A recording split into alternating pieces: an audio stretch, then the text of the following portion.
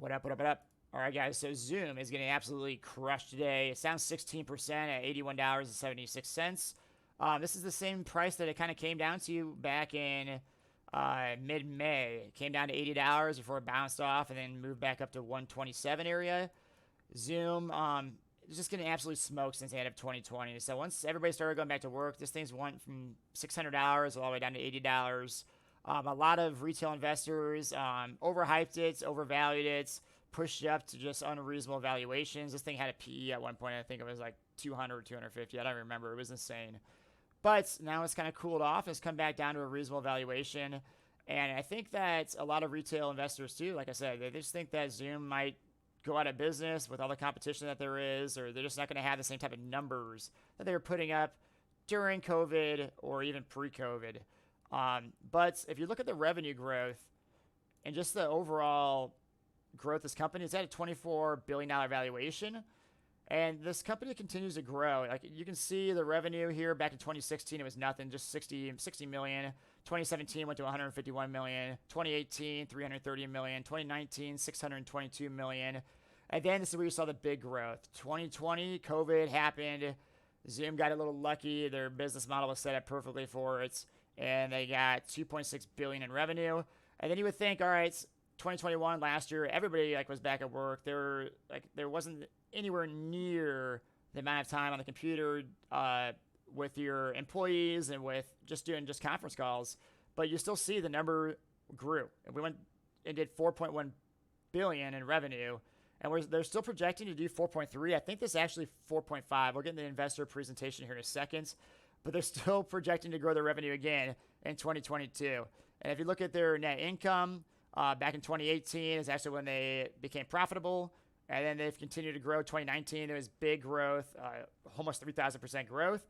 And even going into the COVID year, they had 1.3 billion, which is another 100% growth. And this year, they're going to see a little bit of decline in net income.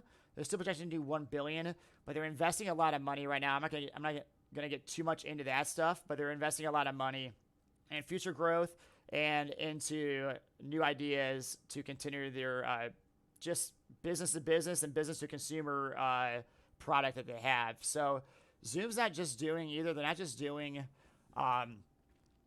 conference calls anymore. They have a phone service. They have translation service. They have data analytics where they observe salespeople's voices and then they analyze their words and tell them what words to use instead to help maybe increase their sales numbers for their company.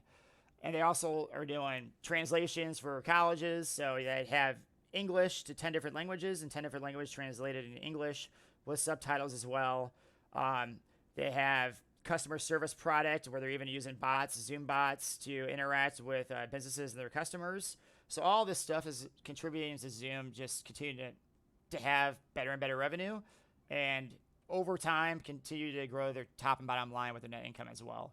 So like I was just saying, this is quarter over quarter. This is literally the growth that you want to see in a company that you're investing in, but you want to get a reasonable valuation as well. So like I was just showing you revenue, this is fiscal year 2021, fiscal year 2023. So this is tax year, but 700 million in revenue, all the way up to 1.1 billion in revenue.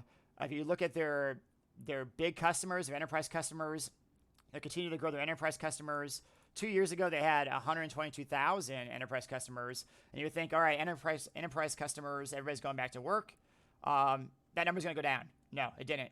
141,000, 160,000, 173,000, 183,000, 191,000, 198,000, 204,000.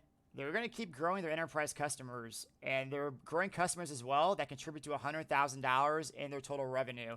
So 2 years ago, customers that they have on their books that contribute to $100,000 in revenue was at 1,200, 1,600, 2,000, 2,200, 2,500, 2,700, nearly 3,000, 3,100. So they're getting more and more customers acquired as well that have big deep pockets that contribute to a big part of their revenue which is a huge help, and it's going to continue the growth of this company when it comes to the top and bottom line. And it's not just the big enterprise customers and the customers that are contributing to a lot of the revenue. They also have customers with greater than 10 employees that continues to grow as well. So that went from 433 2 years ago to nearly a half a million customers with greater than 10 employees. So when it comes to evaluation, this is going to be the important parts. What price do you pay for it? And you're going to have to see what they're kind of projecting to do the rest of the year. They've basically been dead on with their projections over the last two and a half years, but they're projecting to do another 1.1 billion in the next quarter. So same exact number they put in this quarter. For the year, they're still projecting to finish at 4.4 billion in revenue, and they're looking at 1.4 billion here in operating net income. They do have a bunch of cash on hand. I think it's right here. They have 5.5 billion cash on hand, and this doesn't show anywhere. It doesn't show their total liabilities and debts, but they only have, I believe it was 2 billion in total liabilities and total debt. So they're in a strong cash position. I don't think they're definitely not going to go out of business by any means. They're actually spending a bunch of money, and they could even buy back shares if they wanted to, I think, which would be great for your investor. So like I was saying, they're projecting here to do 4.4 billion in revenue. At the current $24 billion valuation, that puts it at a price to sales ratio of 5.6. And then if you look at their projected income, 1.5 billion will round up. That's going to put it at current PE of 16.4. Now that's at a current PE of 16.4. I think if they kind of reduce their spending, maybe move it into next year, forward PE could be even lower. I think that next year that they could do probably 2 billion to even 2.5 billion because they're investing a lot of money right now to continue their enterprise growth and acquire those new customers. So it's one to keep your eye on. This price level, if it doesn't hold here at $80, let's say if it falls through $80, then within the week or the next couple of weeks, next level you're going to be looking at is going to be down here at $62. This is where IPO'd, fell down to 60, and then you saw multiple touches here back in 2019, and then 2019 again down at that lower $60 range. So risk reward, I think here is worth it. The company continues to grow.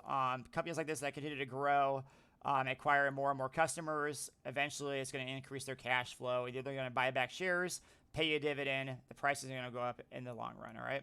Have a good one. Peace.